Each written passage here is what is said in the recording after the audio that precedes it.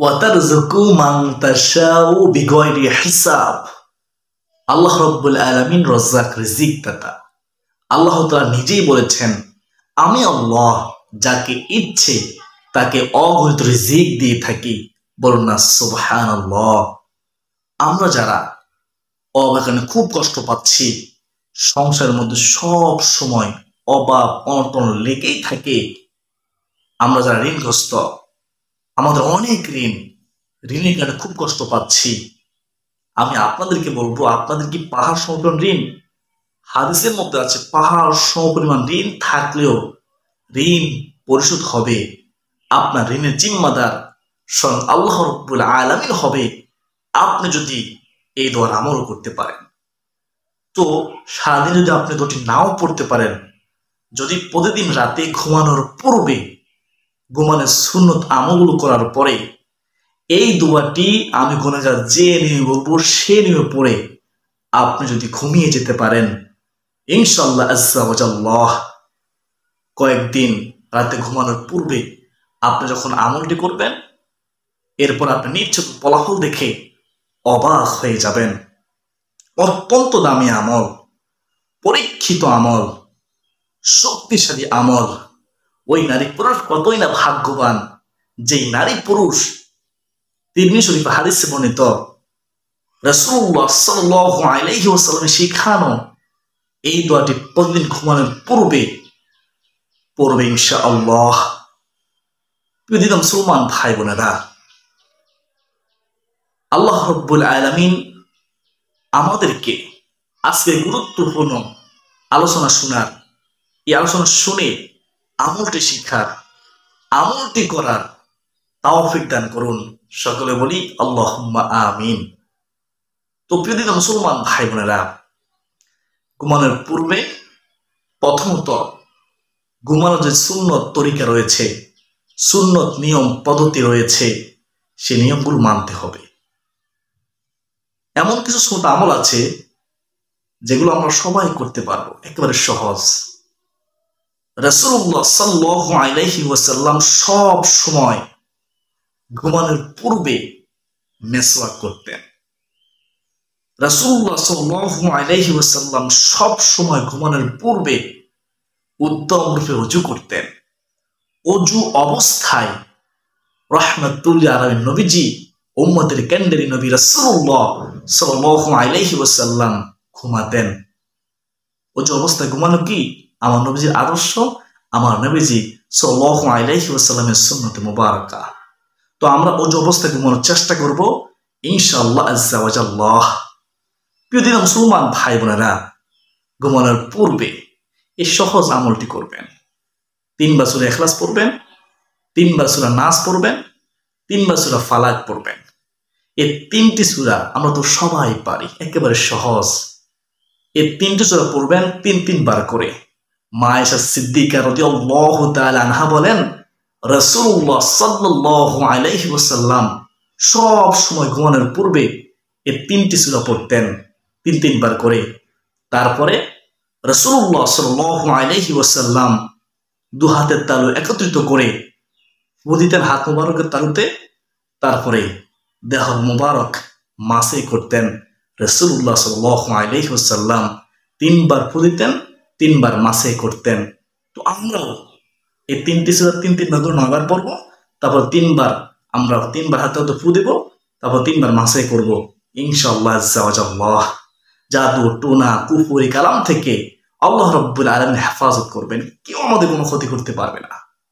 ক্ষতি করতে চাইলে আল্লাহ তাআলা হেফাজত করবেন, বরং তার ক্ষতি হবে। তো ঘুমানোর পূর্বে সূরাতুল কাফিরুন পড়বেন। এগুলো তো সহজ আমল, এই সুন্নাত আমলটি করার চেষ্টা করবেন। সূরাতুল কাফিরুন আপনার সবাই পারে। তো এই সূরাতুল কাফিরুন পড়লে শিরকের গুনাহ থেকে আল্লাহ রাব্বুল আলামিন হেফাজত করবেন। আপনার দ্বারা শিরকের গুনাহ হবে না। এর চেয়ে সুসমাধান কি হতে পারে? শিরক সবচেয়ে মারাত্মক গুনাহ, কবিরা গুনাহ।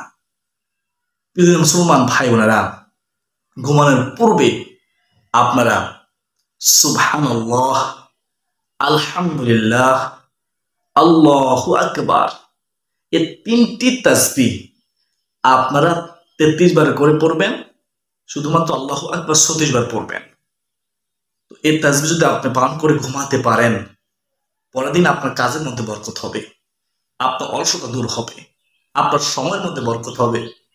বলুন সুবহানাল্লাহ। অত্যন্ত দামি একটি সুন্নাতে মুবারাকা। আমি সংক্ষেপে বলতেছি।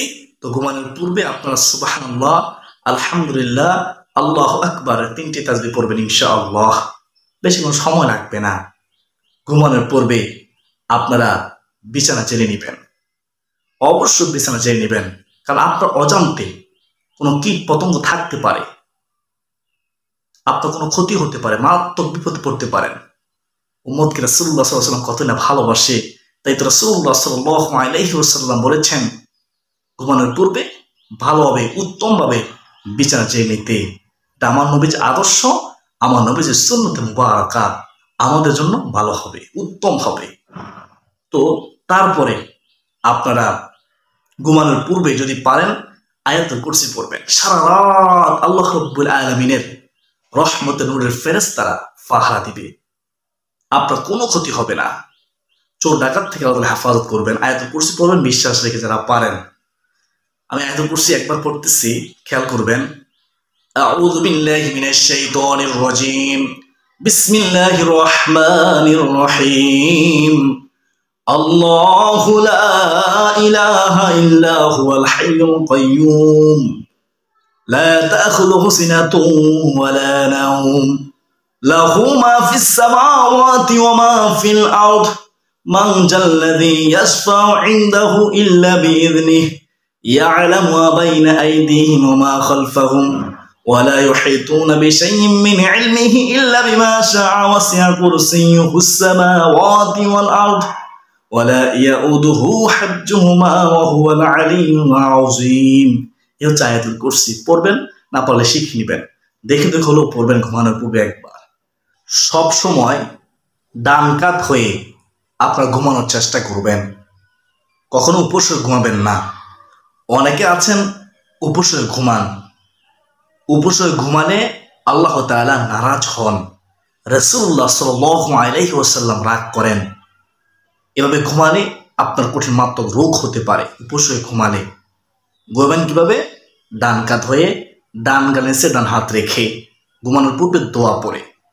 তো ঘুমানোর পূর্বে সমস্ত সুন্নাত আমল করার পরে ঘুমানোর পূর্বের দোয়াটি আল্লাহুম্মা বিসমিকা আমুতু ওয়া আহইয়া পড়ার পূর্বে আপনি ডান কাত হয়ে, ডান গালের নিচে ডান হাত রেখে রেখে আপনি সেই ফজিলতপূর্ণ ঋণ মুক্তির পরীক্ষিত সেই দোয়াটি পড়বেন আপনারা 10 বার।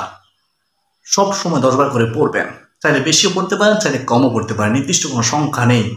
তবে আপনি প্রতিদিন ওজিফা আকারে ঘুমানোর পূর্বে ডান গালের নিচে ডান হাত রেখে ঘুমানোর পূর্বে দোয়াটি পড়ার পূর্বে এই দোয়াটি 10 বার পড়বেন। তিরমিজি শরীফে 3563 নম্বর হাদিসের মধ্যে দোয়াটি রয়েছে। দোয়াটি হচ্ছে আল্লাহুম্মা কফিনি বিহালালিকা আন হারামিকা ওয়া আগনিনি বিফাদলিকা আম্মান সিওয়াক।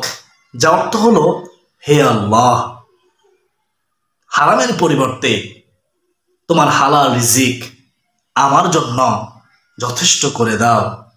আল্লাহ গো, তুমি ছাড়া কারো মুখাপেক্ষী আমাকে করো না, এবং তোমার সে অনুগ্রহ দ্বারা আমাকে স্বচ্ছতা দান করো। আল্লাহুম্মা আমিন। কত সুন্দর দোয়ার অর্থ। এই দোয়াটি সম্পর্কে রাসূলুল্লাহ সাল্লাল্লাহু আলাইহি ওয়াসাল্লাম বলেছেন, স্বয়ং আল্লাহ রাব্বুল আলামিন ঋণ পরিশোধ করার জিম্মাদার গ্রহণ করবেন, আপনার অভাব দূর করার জিম্মাদার গ্রহণ করবেন। ও মহিলা মা বোনেরা, আপনার স্বামী ইনকাম করে, আপনার সন্তান ইনকাম করে, যদি আপনারা মহিলা মা বোনেরা যদি ঘুমানোর পূর্বে এই দোয়া আমল করতে পারেন, আপনার স্বামীর ইনকামের মধ্যে আল্লাহ রাব্বুল আলামিন বরকত দিবেন। আপনার সন্তান যদি ইনকাম করে, আপনার সন্তান ইনকামের মধ্যে আল্লাহ রাব্বুল আলামিন বরকত দিবেন, বরকত দিয়ে ভরপুর করে দিবেন। আপনার সংসার থেকে অভাব অনটন আল্লাহ রাব্বুল আলামিন দূর করে দিবেন। আপনি নিজ চোখে ফলাফল দেখে অবাক হয়ে যাবেন। চতুর্দিক থেকে নিয়ামত রিজিক আসতেই থাকবে আপনার ঘরের মধ্যে। ও মহিলা মা বোনেরা, আপনারা অবশ্যই এই আমলটি করার চেষ্টা করবেন। আর দিনী ভাইয়েরা, আপনারাও পড়বেন। আমরা অবশ্যই আল্লাহ তাআলার কাছে সাহায্য চাইব, কারণ আল্লাহ তাআলা ছাড়া আমাদেরকে সাহায্য করার মতো আর কেউ নেই। তিনি হচ্ছে একমাত্র রিজিক দাতা রাজ্জাক, যিনি আমাদের রিজিক দিয়ে থাকেন। তিনি হচ্ছে একমাত্র রব, যিনি আমাদের অভাব দূর করতে পারেন। আমাদের ঋণ পরিশোধ করার জিম্মাদার সঙ্গে আল্লাহ তাআলাই হবেন। অবশ্যই আমরা দোয়াটি পড়ব ইনশাআল্লাহ। প্রিয় দিনী মুসলমান ভাই বোনেরা, আমি গুনাহগার, যেভাবে বলেছি সেভাবে আপনার দোয়াটি পড়বেন।